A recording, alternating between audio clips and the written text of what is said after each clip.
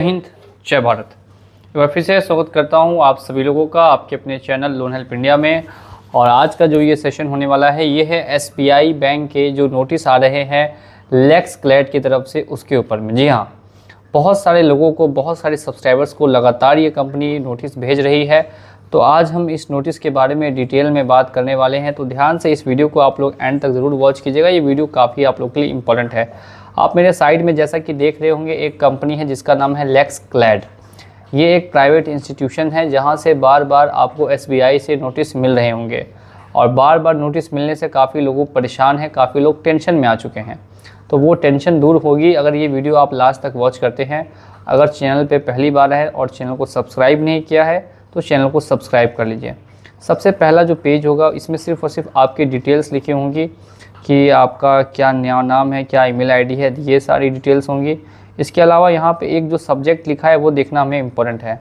Subject में लिखा है section 17 interim order issued in case number LODRVERI और सब लिखा हुआ है कि आपका ये केस नंबर है जिसमें कि एक सेक्शन 17 का एंट्रीम ऑर्डर पास हो चुका है।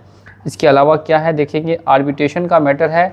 आर्बिट्रेशन के मैटर में इन्होंने आपके ऊपर एक एंट्रीम ऑर्डर पास कर दिया है। क्लाइंट का नाम है SBI and payment services limited लिखा हुआ है। केस नंबर दिया है the same has been duly taken on record in the proceedings, please click here to view the order.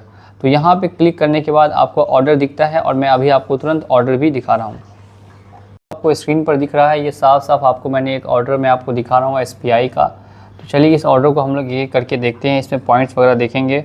सबसे पहले तो देख सकते हैं फॉर संधि ODR लिखा हुआ है। ODR का मतलब यहाँ पे है ऑनलाइन डिस्प्यूट रेजोल्यूशन कंपनी है, संधि नाम है इसका, बहुत पुरानी कंपनी है।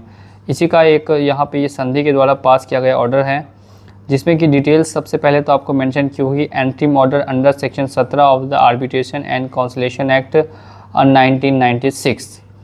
अब इसके बाद बहुत सारी चीज़ें यहाँ पे लिखी हैं, एक एक करके सभी पॉइंट्स हम लोग पढ़ते हैं। सबसे पहला जो पॉइंट मेंशन किया हुआ है दोस्तों वो यहाँ पे है the financial facilities in the nature of a credit and facility were extended to the respondent allegedly committed defaults in the prepayments obligation under the governing agreement. A sum of rupees 1,05,000 is stated to be outstanding and payable by the respondent।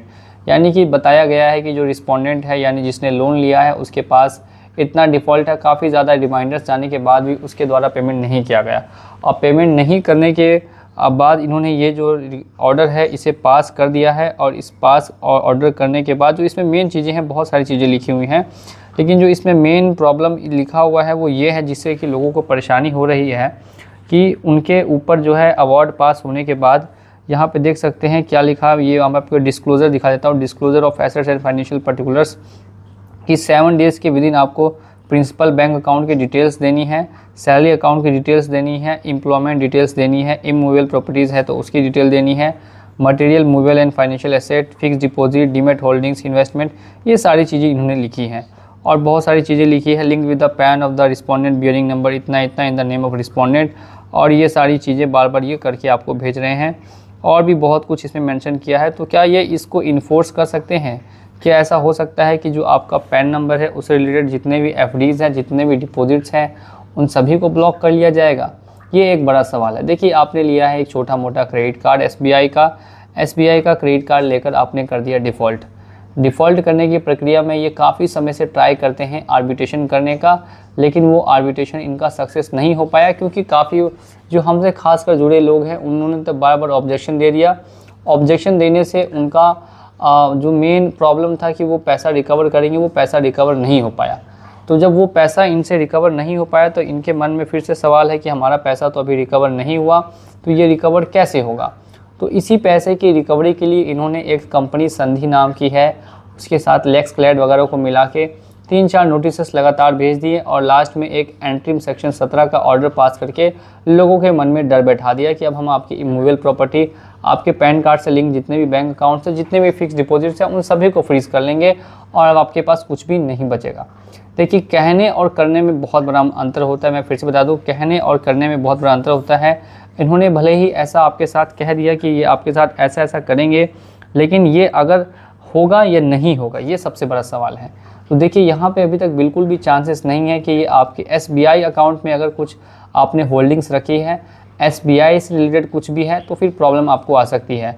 Bank account है SBI में FD है, वो fridge हो जाएगा।